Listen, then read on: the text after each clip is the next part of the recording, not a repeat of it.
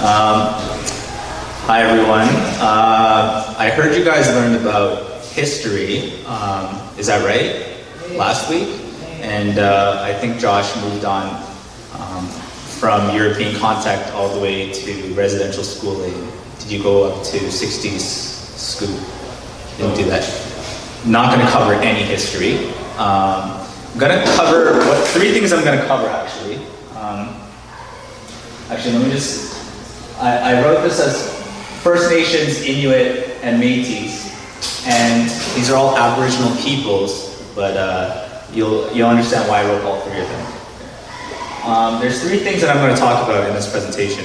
One is terminology, because you're going to hear a lot of terminology that you might not even understand. First of all, like bands, what's a chief, what is the Indian Act, all these things. So I'm going to go through terminology, and we've been throwing around these terminologies without really understanding what they are, myself included. And so hopefully I can give you a little bit an idea and understanding of what those terminologies mean. And then the second thing I'm going to talk about, it's written there as Canadian Crown and First Nations relations.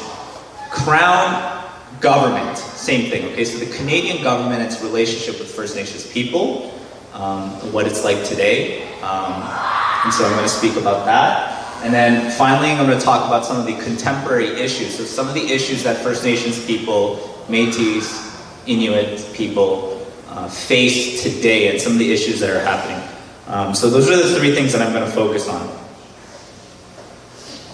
So firstly, these are the topics of terminology that I'm going to look at. I'm going to explain the difference between the terminology of using First Nations versus using Aboriginal and versus using the term Indian. So I'm going to explain those three. The second terminology I'm going to focus on is what the Indian Act is, and I'm not going to go too deep in there, but just explain to you what its purpose is and what is it. And then thirdly, I'm going to look at what it means for a band, chief, and council, what those mean. And then I'm going to look at the difference between an Aboriginal right versus a treaty right. And then the final thing that huge misconceptions on are what it means to be a status Indian and the benefits that are associated with having Indian status. So these are a lot of terms that we hear all the time, but we know very little about. And so I hopefully through this presentation that it comes a little bit more clear to everyone here. And I apologize if this is really dense, but I think it's important for us to understand this kind of context as well. The first term is First Nations. So the First Nations are the predominant Indigenous group, so it's the largest Indigenous group in Canada south of the Arctic. And those in the Arctic area are distinct and known as Inuits. And the Métis are another distinct ethnicity which was developed between mixing of European and First Nations people. Okay? So First Nations, largest group, Arctic, Inuit, Métis, mix of First Nations and Europeans that formed a distinct culture. Okay, so those are the three differences there. And there are 634 recognized First Nations governments or bands spread across Canada, and roughly half of which are within the province of Ontario and British Columbia.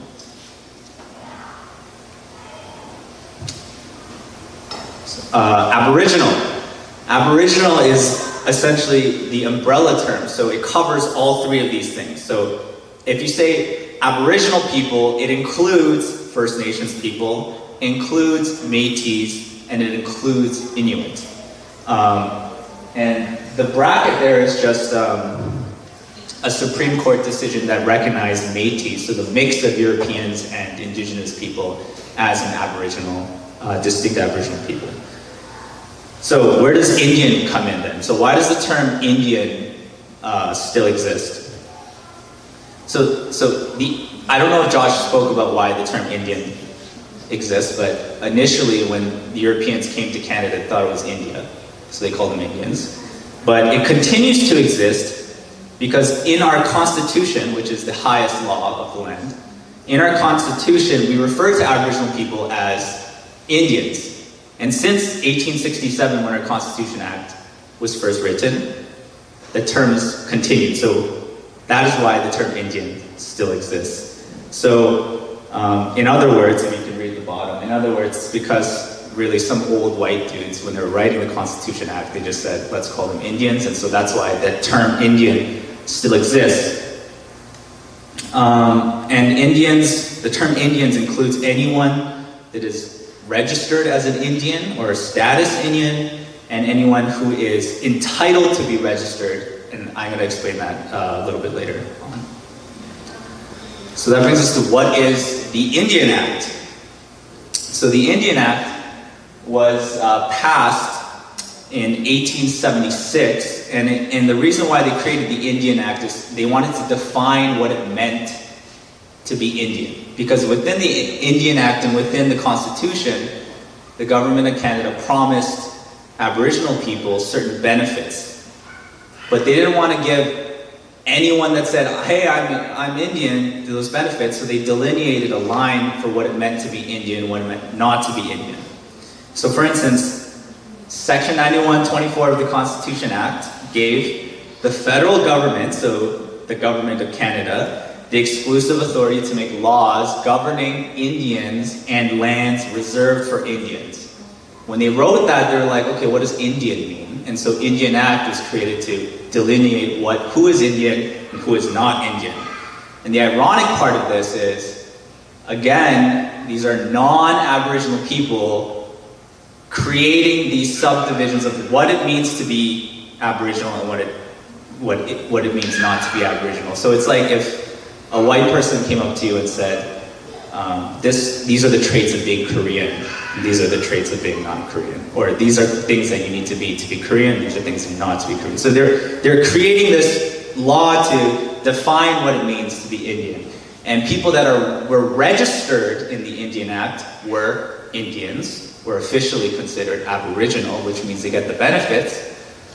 And people who were not registered as Indians within the Indian Act would not receive those things. So, band, chief, and council is the next thing that we're going to talk about. And the band, chief, and council is like a government structure that was provided from the Indian Act itself. So the band is just like the government within a reserve, if you want to think of it like that. So the band is the government within the reserve, and there are over 600 of them across Canada. And a First Nation is a band under the Indian Act if one of three criteria applies. If it has a reserve, so White Dog, for instance, it has a reserve, and so the government within White Dog is referred to as the band. Or it has a government trust fund for its use, so the government gives it money in order to do certain social things or to build certain things within the reserve itself, or it has been declared to be a band. So if the government said, that's a band, then you're a band. And a band is governed by chief and council. So within this government, within White Dog, the leader is the chief, and the council is like, I guess the chief's crew, and they do things, and they'll it's like a government, right? The chief is like, for instance, if we have a mayor, and the mayor has council, White Dog, chief and council, and they have jurisdiction to govern the reserve that they're a part of. So if a chief leaves a reserve, they can't go to another reserve and say, I'm the chief now of this reserve. They only have, they only have jurisdiction of their reserve itself. So they can't just go around to different reserves and say, I'm the chief and do stuff. It's only for that reserve itself.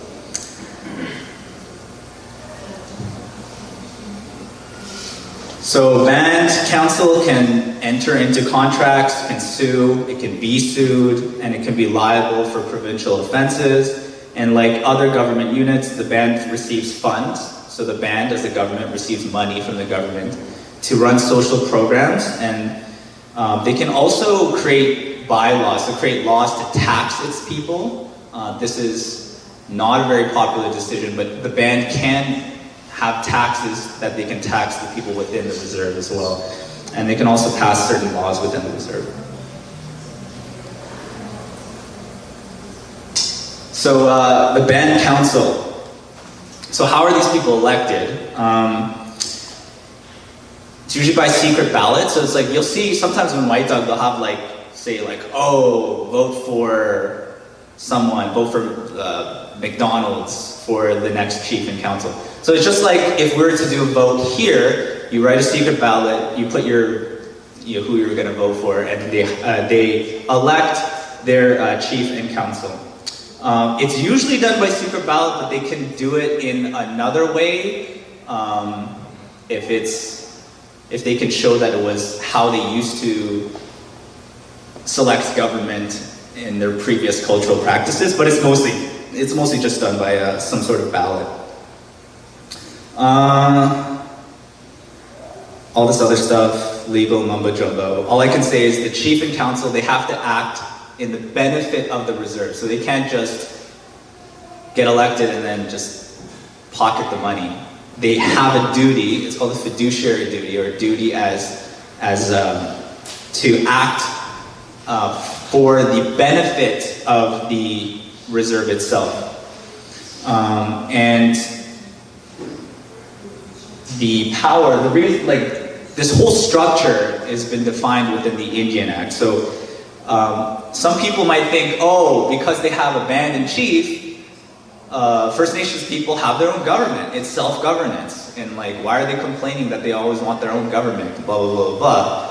But the reality is it's not really self-government because this whole governmental structure is provided by the Indian Act, and the Indian Act was written by the Canadian government itself. So it's not really self-governance. They're playing within the rules of the Indian Act itself. And so that argument that they have self-governance is it doesn't hold up. So yeah, again, it's not based on a First Nations inherent rights, it's just the power that they derive through the Indian Act itself. Okay, next I'm going to look at, I'm pretty sure I'm already losing like most of you. Does anyone have any questions? At this time, I'm probably you have a million questions but you don't know where to start, but does anyone have like a basic question? No? Am I being somewhat clear? Somewhat clear? Okay. Yes. Explain the use of the word Inuit rather than Eskimo. Okay.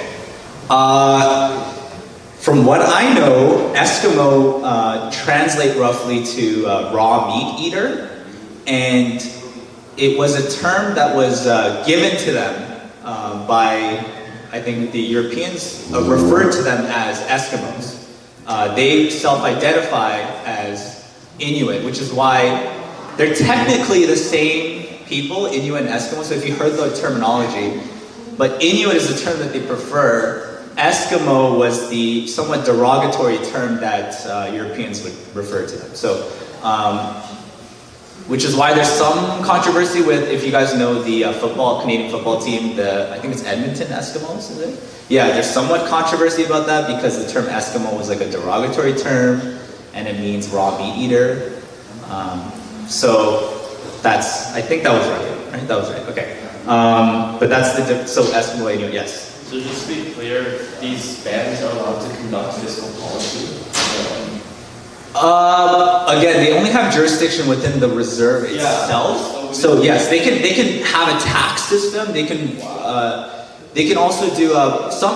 If you ever heard the term, this is a dry reserve. Has anyone heard that term before? White Dog's a dry reserve, or this place is a dry reserve. That literally means you're not allowed to sell alcohol within the reserve. So that's a bylaw that so they can have a bylaw within the reserve and have their own prohibition. The way you get around that, you just drive to town and you buy your alcohol and you bring it into the reserve. So this idea of this is supposed to be a dry reserve means that the government, the band within the reserve decided we're gonna prohibit alcohol. Doesn't really work out though. But I think it's more of cultural. I want to say it's they just want to make that stance in saying that we commit to having no alcohol in the reserve. Whether it works or not, that's a different story. Yes. I think it should be recognized though that there are some reserves who are able to control, the prohibition, their prohibition acts that they do a little bit better than others. Yeah. And there are some reserves where the community comes together and fully commit to not having any kind of substances brought into the reserve. reserves, and they have these checks that they have in order to make sure that whatever they're doing actually is working. There are some reserves that are more successful. So again, the government, like the bands can say whatever they want, but until you have that participation from the people themselves, the people are committed to having a dry reserve, then it'll work. But if the band just says this is a dry reserve, but the people are like, no, it's not, then it's not going to work, right? So yes, they have those abilities. So then, under police jurisdiction, if, for example, they state that it's a dry land, can the residential police actually arrest you for? Yeah. So would it be a criminal offense? It wouldn't be a criminal offense. Now we're getting into legal stuff. Maybe we should talk about this later. But. Yes, so reserves have their own police on reserve police, and yes, if there's a bylaw that says that you're not allowed to sell alcohol and you get caught doing so, yes, you can get in trouble. They probably Short get answer. three involved, but they wouldn't probably, I don't think they'd be able to detain you or anything, right? They'd probably just confiscate what you have. Yes, it's not a criminal offense at that point, no. Right. Yeah, because of, man, I don't want to get into this. Bylaws are not. No, I'm not going into that. Anyway, we're going to move on. Does anyone else have a question? Yes, another question. Follow up, if they can't actually act upon it, then what's stopping them from selling alcohol? Well, I mean, That's why it's a commitment. that's why I'm saying it's, again, it'll work if the entire reserve is committed to it. Yeah. But again, you might get a fine. You can get a fine, and you get your stuff confiscated. And you know what? If the community is committed on a dry reserve, and they're like, hey, that guy's selling it, there is also that stigma. They're like, yo, that's a bad person, right? So those are like informal ways to control it, but yeah, they can also do the same. Again, they can also tax their people, so like a small tax to pay for like repairs on the reserve and stuff like that. But again, those things are not popular, and a lot of times, because they want to be elected, they won't say we're gonna do an on-reserve tax for purposes like that. So those are separate things that different reserves deal in different ways. The next thing that we're gonna go through. Anyone else have any questions? Those are good questions, by the way. No one else? Any questions? No. Okay. Then we're going to talk about the difference between Aboriginal rights and treaty rights. What are the differences between? Has anyone heard that term? Like, this is an Aboriginal right to hunt, right? Or to fish. Has anyone heard that before? No one? Yes, we've heard that before. Aboriginal right is a right that existed before Canadian government came in. And by virtue of it existing before the Canadian government coming in, they still have that right. Does that make sense? So they have the right because before anyone else was there, they were there doing it. So they were fishing on the land before anyone else came.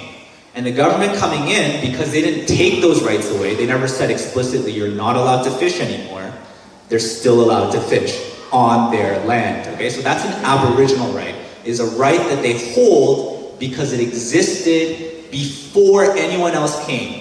Okay? So it supersedes the... Yes, so it is above government because we did this, we hunted, we fished before anyone was here. No one can take that away from us. That is an Aboriginal right. So Aboriginal people, Métis, Inuit, First Nations, they have an Aboriginal right to hunt and to fish. That can't be taken away from them. That is a right. Aboriginal right. Yes, on their... That becomes a little more complicated, but I believe, not entirely sure about that. I have to look if they can do it anywhere, but I believe they can. Because that's an Aboriginal right, and they have a right to, and that's a recognized Aboriginal right. The government has recognized that as an Aboriginal right to hunt, to fish, and certain things like that. Now, so then what the heck is a treaty right? The difference between the two are treaty rights that are rights that were created when government was here, and they made a promise with the government. So that's the difference. Aboriginal right before government was there. Treaty right is a right that they've obtained by making a promise with the government. So the government came in, and a lot of times these are what treaty rights are. So the government came in, And the government was like, all right, we know you're here, but we want that land. And so we're gonna use that land, and in return, you get this land, and I'll pay you for the fact that you've given me this amount of land. So a treaty right is like they made a promise. When the government came in, they made a promise with the Aboriginal group, and they said, you can have this land, we get this land, and I'll make certain payments for you allowing me to use that land. So you'll often hear something called numbered treaties. So most of them just said Treaty 3, Treaty 4, there's numbered treaties, and these are large masses of land that was given, I don't want to use this terminology, but technically was given to the Aboriginal people in exchange for the ability to use other lands. But I don't want to say given because it was their land to begin with, but it was an exchange essentially. So this is our land, our Aboriginal land, this is ours. Treaty 3 is ours, we have full control of it.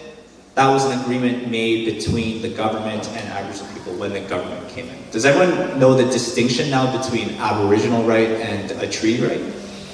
Does that make sense?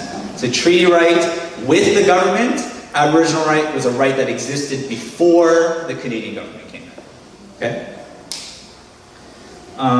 So again, generally speaking, Aboriginal communities see treaties as arrangements for sharing the land, unlike the Canadian government, which sees them as an agreement by the Aboriginal communities to abandon their use and control to the Crown. So there's been a little bit of a difference of what it means to have a treaty right. So again, our government has had a stance that a treaty right was them abandoning their land, whereas Aboriginal people see the treaty right as an agreement to share the land.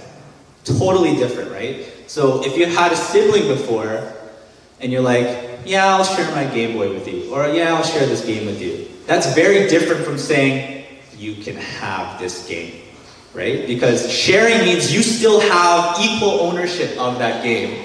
Giving it to them, now they're like, all right, you gave it to me, now you can't play it because it's mine, right? So those are two different perspectives. Aboriginal people see it as sharing.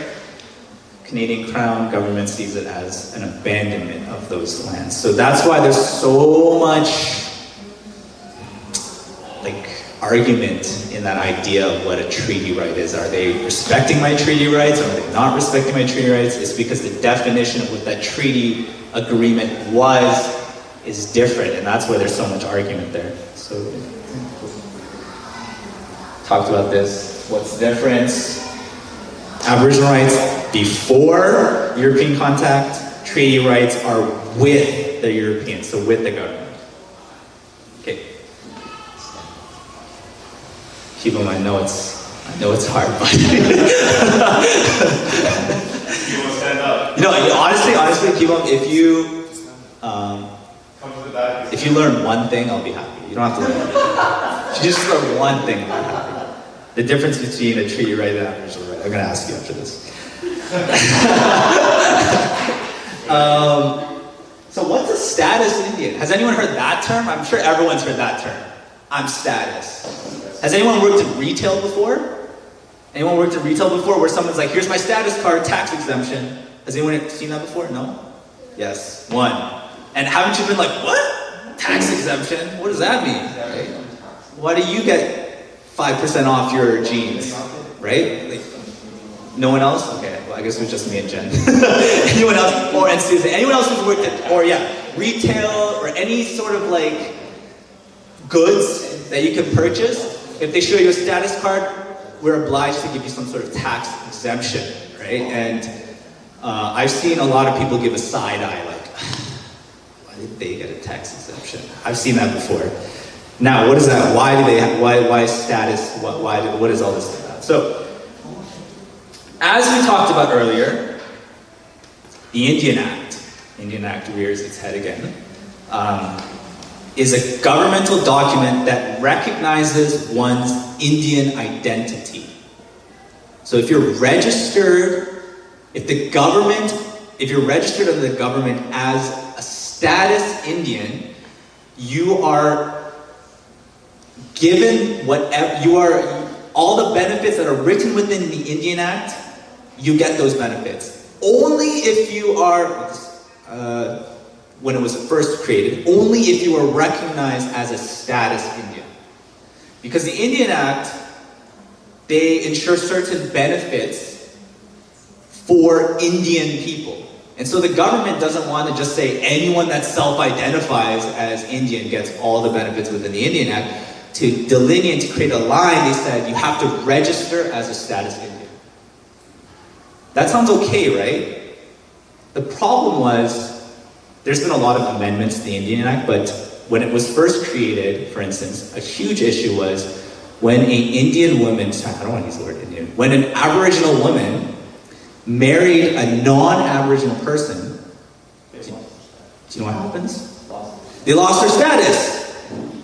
So just by marrying outside of an Aboriginal person, they were no longer considered Indian, and they lost all the benefits associated with being Indian, right? That's ridiculous, right? If I marry a white girl, sorry, Susan, if I marry a white girl, that doesn't mean I'm not Korean anymore, right?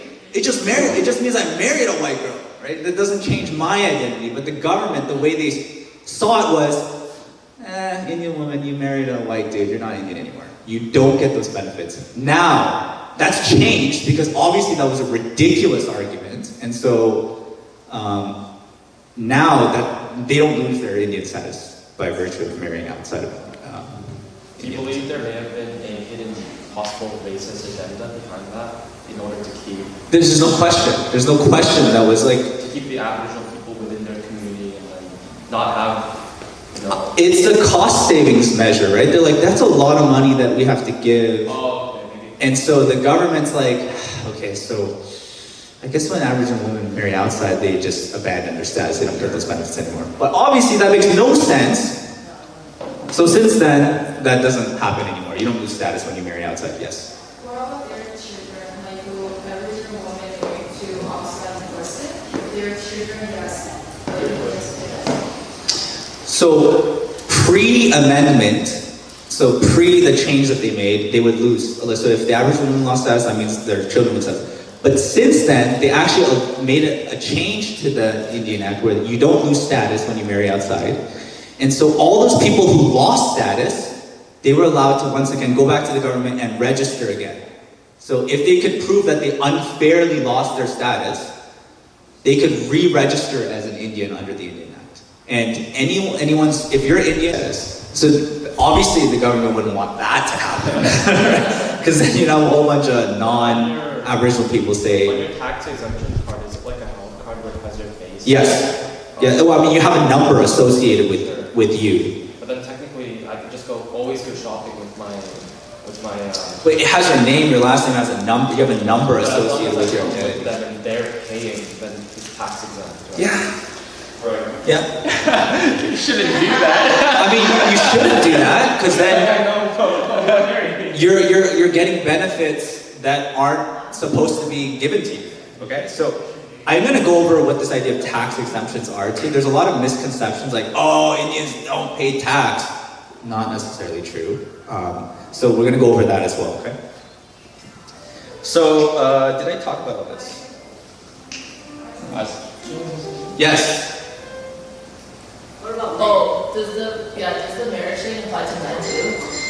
So no, it never applied to men. So only if a woman married Only if an Indian woman married a non-Indian person. If an Aboriginal man married like a Korean girl, then he would still keep his status. It was only for the women that would lose it.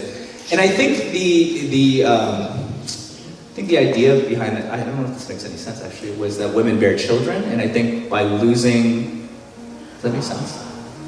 that doesn't make sense. No, it didn't make any sense. It was sexist and racist, right? So like, it's a combo. It's like, yo, if you're a woman, you're Aboriginal, you lose your status if you marry outside. Yes. But that changed. That's not the case anymore. They keep their status now if they marry outside. Are Aboriginals simply exempt from HST, or are they also exempt from income taxes? So, let me get there. But I want to finish this, okay? Let me get there. So Aboriginal people who are registered under the Indian Act, they'll have a status card. So this is what I was talking about before. And if they want to get, if they want to get tax exemptions for certain things, then they can show their card. Okay, so a lot of times they'll have an actual card itself. And if they don't have a card, they're not recognized and they're not registered under the Indian Act as a status Indian.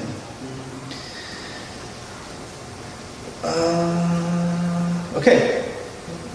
Are you changing them for me? Yeah, we keep forgetting to talk about the topic. Okay. Okay, now I'm gonna go through all the distinctions here. So if you're Indian status on reserve, what benefits do you get? So registered under the Indian Act as Indian, and you live on a reserve, which is the land that is reserved for that people, that community. One, you can vote in band elections and run for office. So you can be a chief, you can be a council, and you can vote in that process. You enjoy all Aboriginal rights, hunting, fishing, that kind of stuff, and treaty rights. So any rights that were created between your reserve, your First Nations, and the government, you get all those.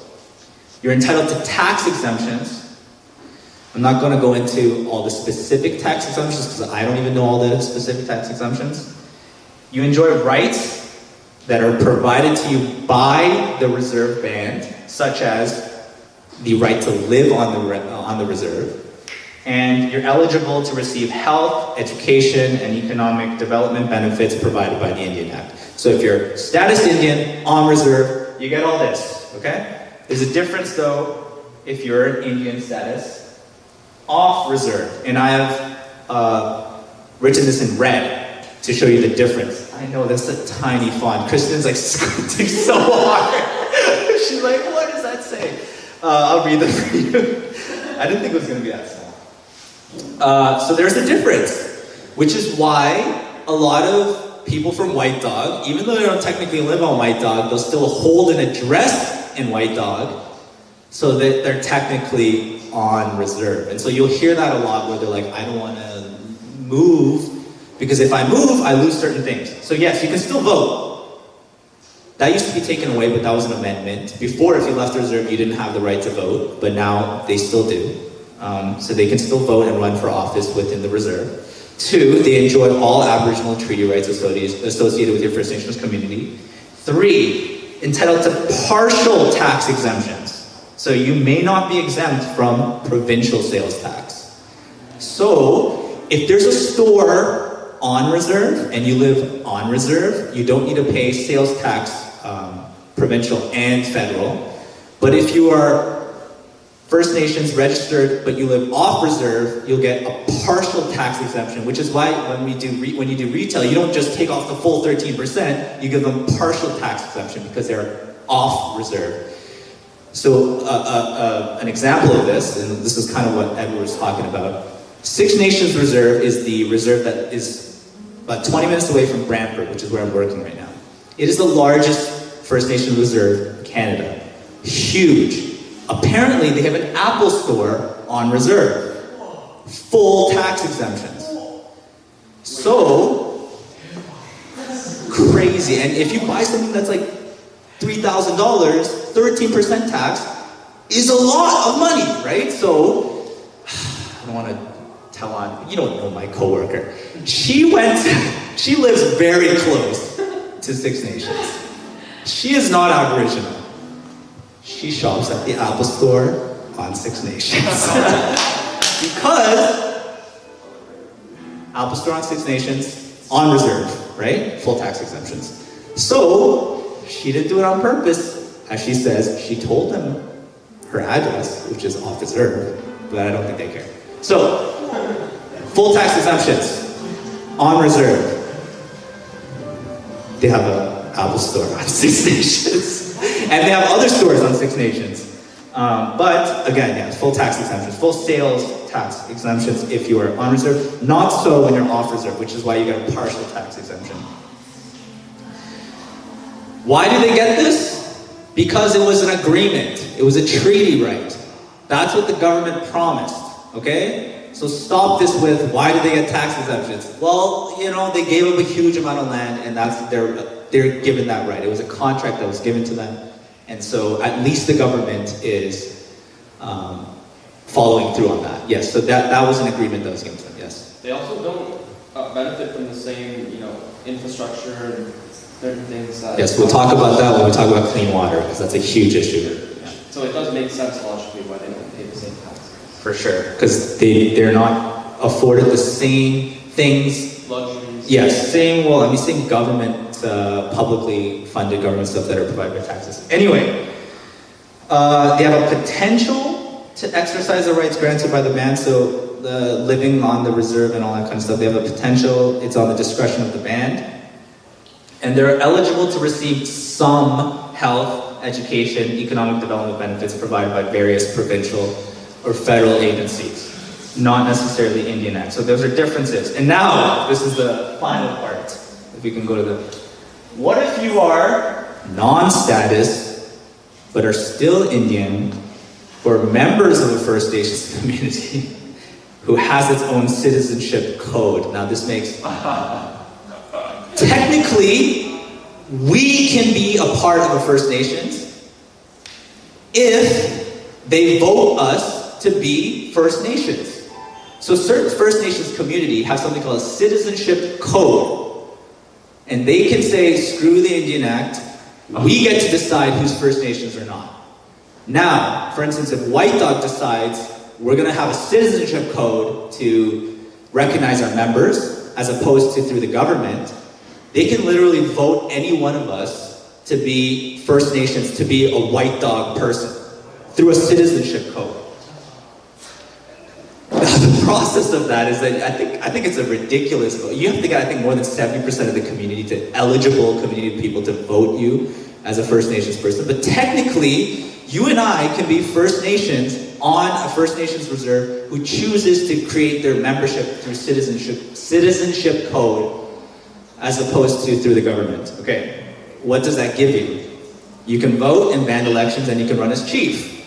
So technically a non-Aboriginal person, by virtue of receiving citizenship through a First Nations reserve that chooses their members through citizenship, can run as a chief or within council.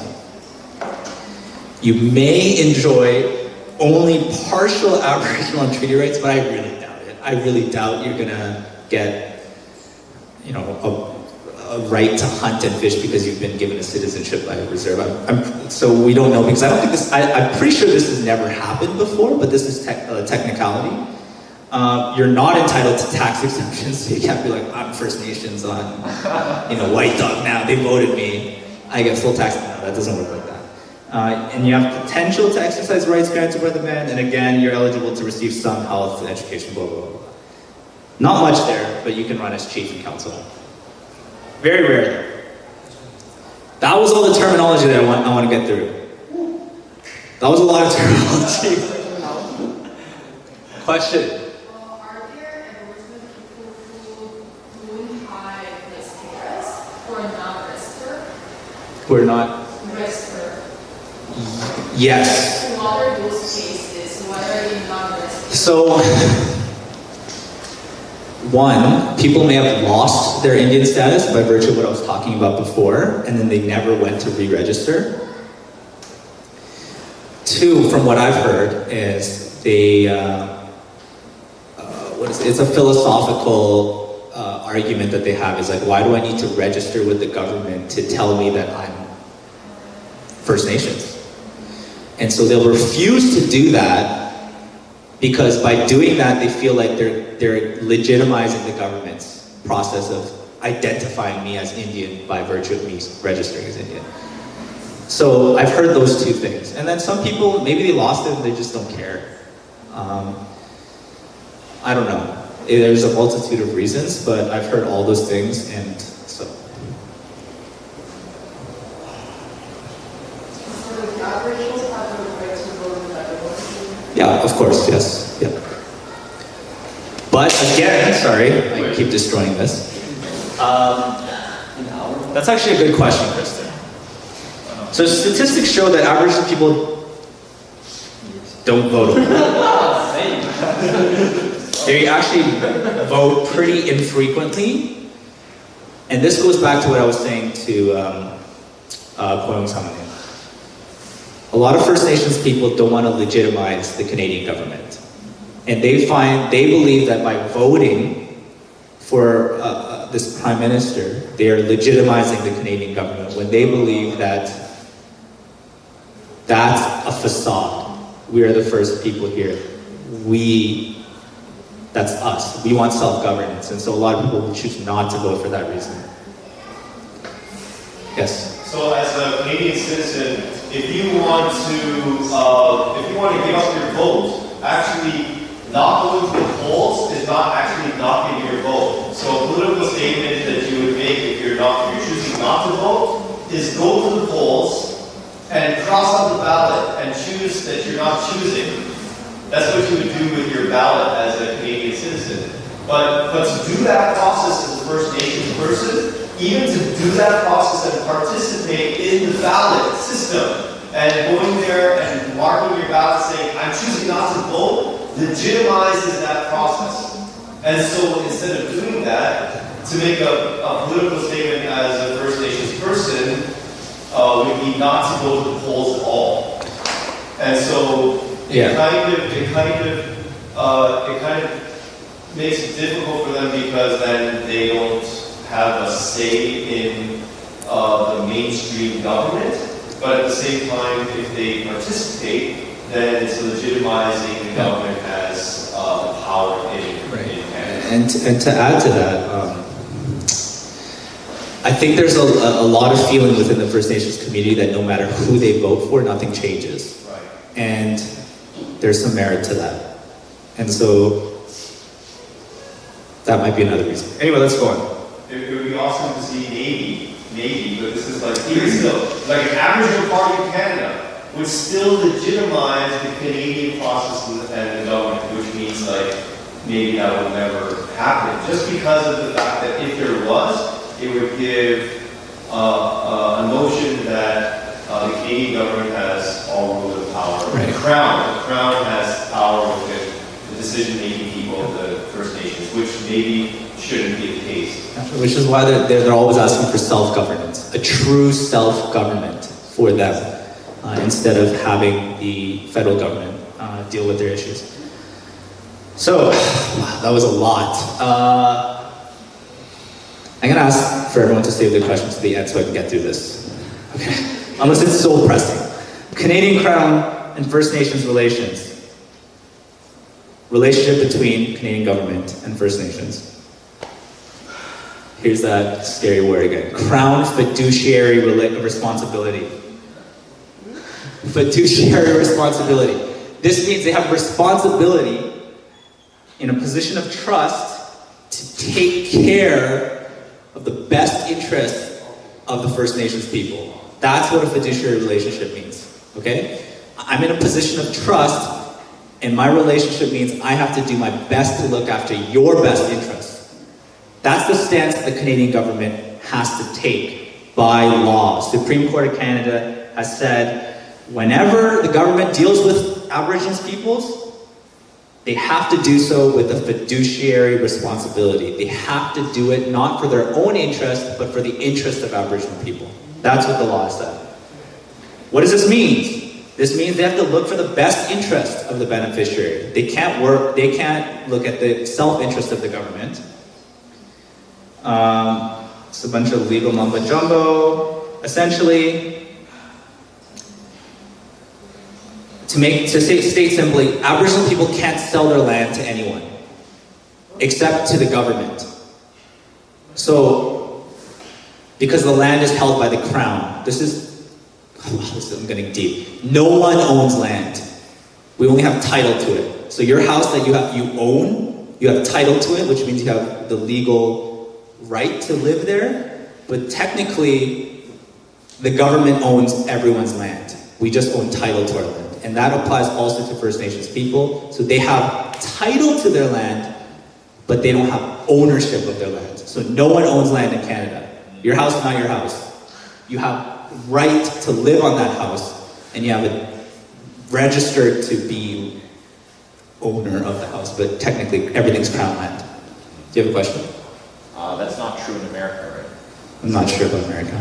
Yeah, I'm pretty sure Americans are like, this is my house. So I'm pretty sure America's different. But so Aboriginal people can only sell land to the government, okay? And the government, in turn, must only use that land for the best interest of the Aboriginal people. Okay? That's what the law says. And when they pass laws, they must avoid infringing upon Aboriginal and treaty rights. Okay? So when they pass a law, they're not allowed to pass laws that go against those rights and those treaty rights. Next slide. Also have a duty to consult with them. So if they have a law that they're gonna pass that's gonna affect a certain community, they have to consult with them before they pass the law. So they have to go to that community and be like, hey, we're gonna do this that might actually affect your community. We need your input. That's a duty that they must follow. It's a duty to consult. Anytime something that they're going to pass is going to affect a right or land, they have to consult with that community and give them an opportunity to respond either by oral exchange or through written. So they have a duty to consult with those people. The next one. Also have a duty to accommodate. Now what does that mean? Duty to accommodate means once they consult with that community and the community puts their input and says, no, we want this, this, and this, they have a duty to accommodate to make the least restrictive, the least affecting of their rights and their land as possible. And again, this is very flexible and contextual depending entirely on the situation. So an example that I wrote is government wants to harvest timber, right? Because Canada makes a lot of money from harvesting wood, exporting. Government wants to do that. But it's going to have a negative impact on that Aboriginal community because a lot of times the wood and stuff are in these reserves. So what is the duty to accommodate? It could be, we're going to do this, it's going to affect your land, but we're going to give you a lot of money. That's the duty to accommodate in that instance.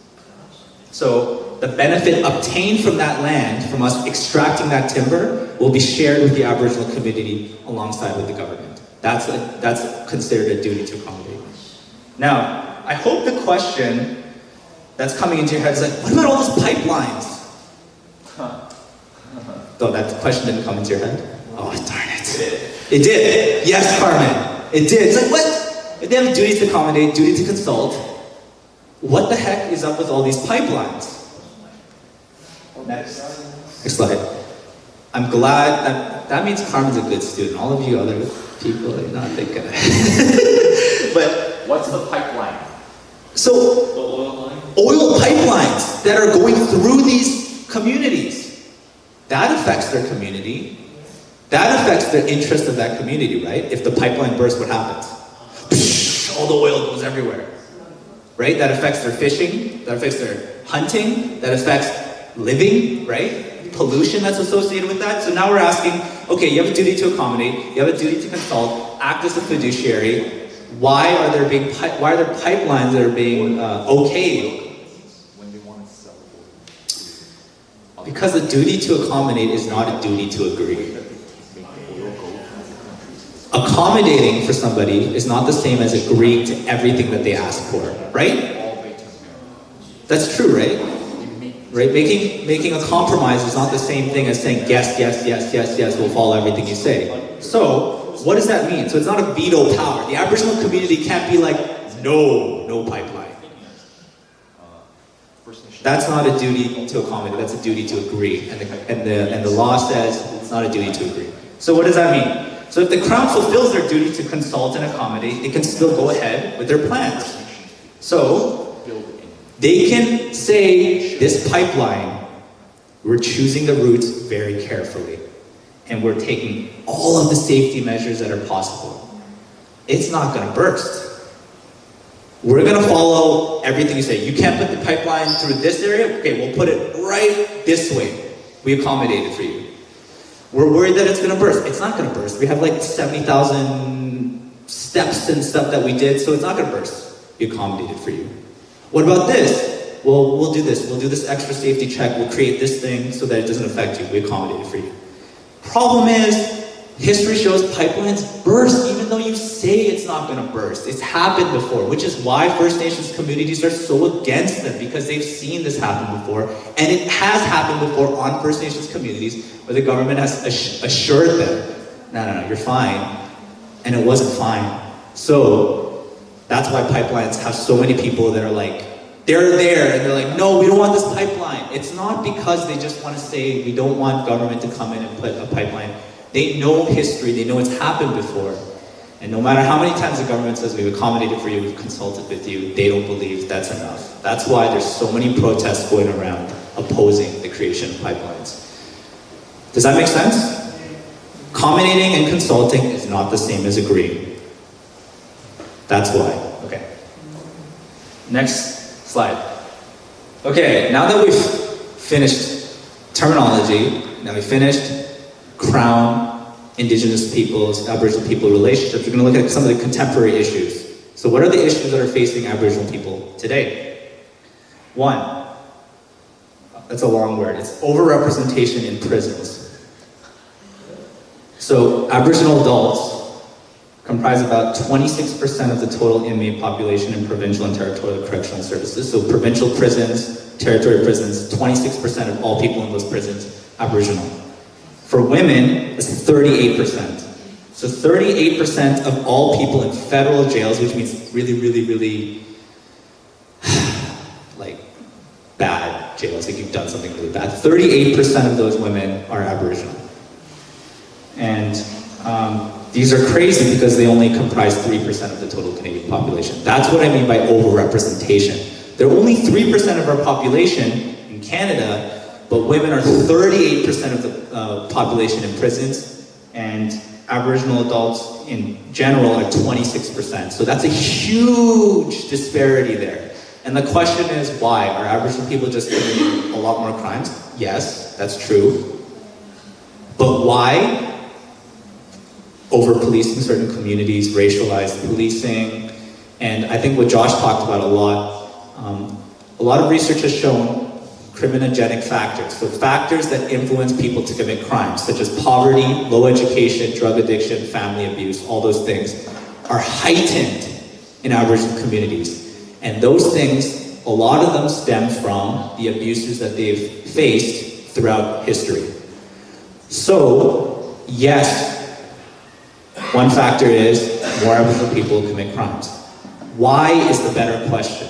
And the why is because of all that history that you guys learned last week, and I hope that you're keeping with you. And as well as a lot of statistics have shown that certain Aboriginal communities have more police officers than, let's say, a very well-off community. So that's what we call as over-policing. That's a huge issue in the United States, where certain ghettos and certain black communities have like 10 police officers there, but in the white community that's also selling crack cocaine, they have no police officers. So why are we trapping more? Why are we catching more black people? Because we have like 20 people in their communities, police officers, where in the other communities there's not. So there's an over-policing issue, racial issue as well. Second, this is very close to us, suicide. And I think if you've been to White Dove enough, I hate to say you know at least one person who's committed suicide. So Aboriginal youth are far more likely to commit suicide in comparison to other youth in Canada. It's not even close. And the crazy thing is, Aboriginal youth suffer from the highest suicide rate of any culturally identifiable population in the world. Aboriginal people, Aboriginal youth, more than any culturally identifiable person in the world. So they are the highest rate of anyone. And so the questions are again, why? Many of the conditions that elevate the risk of suicide are the same factors that influence offending behavior. So the same factors that influence people to commit crimes are the same factors that influence people to commit suicide. And where do those come from? Again, we talk about the abuse that they faced in history. Third, taking a lot of time, sorry. Poverty. Median income. Everyone knows what a median is, right? Math. Good. 30% less than non-Aboriginal Canadians. And again, not to beat the dead horse, same issues, similar factors that influence people to commit suicide, factors that influence people to commit crimes, influence people in terms of their economic situation as well. Low education, drug abuse, family dislocation, all those things. And finally, this was going back to this idea of clean water. And there was a video that I attached. It doesn't work because that hasn't been updated, but I put it on the physical computer. If you can open it, it's on the desktop. And it's going to talk about the clean water situation in indigenous communities. So if Susan, do you see it? It's on the desktop. Huh? It can't connect, plus there would be no sound anyways. Can you post it on the Facebook page? Yes, I can. But there's one statistic that I wanted to show you. Oh. Oh, that sucks.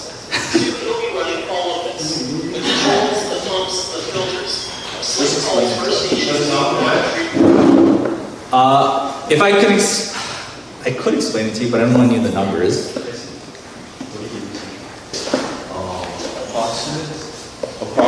Approximates, yes. Sorry, I'm taking so much time. Approximates. 10 minutes. Yes, we're just going to go through. Yeah, I'm just gonna the approximates. I'll maybe link it if you really want to watch it. Please link it. First Nations community, a lot of them struggle with clean water. Have anyone heard about that before? Clean water, boil water advisories. If you went to White Dog last year, we were drinking the water and Dean's like, don't drink the water! After we had drank it for 5 days. It was perfectly fine. 3 days, come on. Oh, are we gonna... Oh, we're gonna make it happen? Remrun, you're gonna have to edit this. Edit it. From the Murky Lake just outside. The first clean tap water here in 14 years. What does this mean? Wondering why our numbers are so low. Preston Crane is just finishing his training. In this type of screen now we can. March 2021. That was the promise the federal government made to end all boil water advisories. I don't think this is on anymore. So, I'm almost done, it's fine. Was it 81? 81 boil water advisories. 50 in Ontario. 50 in Ontario. When I saw that, I was like, 50 boil water advisories? That means these people can't drink the water until they boil it. That's crazy. In today's day and age, 50 communities in Ontario can't turn on their tap and drink the water without boiling it first because they're E. coli in their water. Like, that's crazy. We know, if you guys know Grassy Narrow, it's a very close community to White Dog. They still have water shipped to them, and from the outside, so they're getting bottled water a lot of times. Six Nations, they have an Apple store, but they don't have, a lot of communities, a lot of people in Six Nations, they don't have clean drinking water. And I've heard this before, but people are so sick of this boil water thing that some people don't even listen to the boil water advisors anymore. Because they're just like, whatever. It's been 14 years and people have promised that it's going to be fixed, but it's not being fixed. That's a huge issue. Clean water, big issue. Hopefully that's going to be fixed. That ends everything I'm going to talk about. If anyone has any questions, if not, anyone? We're good? Keep going, sit. Are you finished or no? I'm finished. Okay. So if anyone has any questions. Yes? So when was this plan or promise given? I'm not sure. I don't know. I wish they should show them the video clip. 3 years is pretty tight. Very tight. So I'm assuming it wasn't given now. Yeah. Because if they gave themselves only 3 years to fix 81 boil water advisories, I feel like that's impossible. But they've made that commitment, and they put it on record 2021 March. So hopefully by 2021 we don't have any more boil water advisories in Canada anymore. But I don't know if that'll actually happen. March 2021. When we get there, we'll talk about it. We'll see what they say. We'll see what they say. Yes? So the native Aboriginal person marries a non-Aboriginal, non-European person, would they replace the council meeting? Métis is not necessarily just an Aboriginal person marrying a European person. Métis is a distinct, you have to prove that there was a distinct cultural identity that was created from that mixing between European and Aboriginal people. So it's not just we mixed, we're Métis. You have to prove that there was an existing Métis community when European contact happened and that mixing happened. There was a distinct culture that was created. Then you're Métis. You don't just become Métis by marrying a European person. But that culture was intentional. Yes. Right, to help trade and like to bring people together. I don't. Yes. Yes. From what I understand, the Métis is an intentional mixing of cultures to better both communities, better relationship between both communities, so that there would be better trade and so on and so forth. The Métis people started off between Aboriginal and French, Yep. mixing together. So it's a very specific culture. It doesn't just mean you're mixed Yeah, in terms it of ethnicity. It's a very specific culture, very specific community, and now they are like a recognized people, Yep. Métis people. Absolutely. So you can't just assume, you can't just say I'm Métis.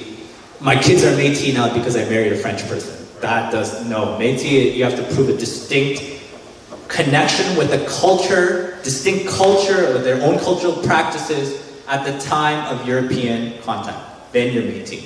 But also, it speaks to what Joshua was talking about last week, which is the relationship between the French and the native people before the British power came about, right? Which was a fairly good relationship between trade and working together. And so it's a bit of a different culture from when the British come in.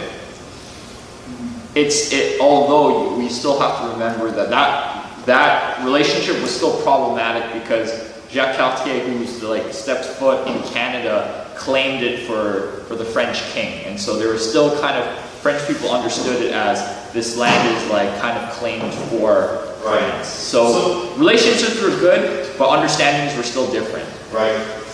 Can you, Isaac, explain why the Aboriginal people would think that in the treaties it was a sharing of land and not an ownership of land? Like, what's the cultural understanding of land that would make that perspective stand for the Aboriginal? Right. So again, I'm not an Aboriginal person, and these are things.